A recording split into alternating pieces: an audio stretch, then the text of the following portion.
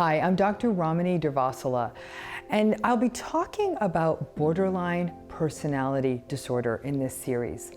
Borderline personality disorder is a pattern characterized by a pervasive emotional instability, as well as instability in relationships, behaviors, and a frantic sense of oftentimes worry and a fear of abandonment that can characterize all relationships. People who experience borderline personality disorder often experience a range of negative emotions, as well as having some risk of engaging in impulsive behaviors that can put their health at risk. And finally, there's also a real propensity and likelihood for a ramp up of strong emotions like anger or rage that can contribute to that sense of instability in their relationships.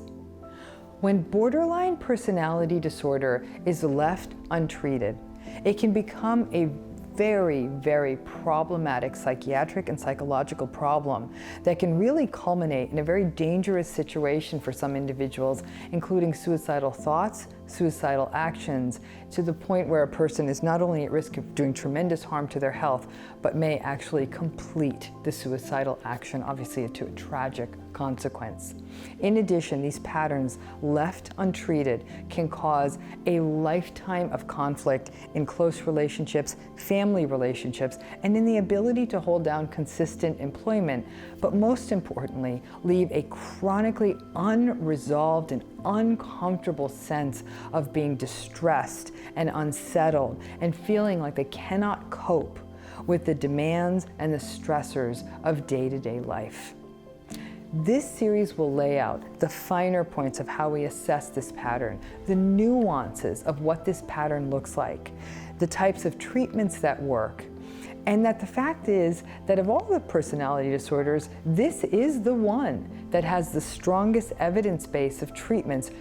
that work and can really help alleviate the suffering and the issues faced by people living with borderline personality disorder.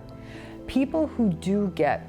consistent, targeted, and evidence-based treatment for borderline personality disorder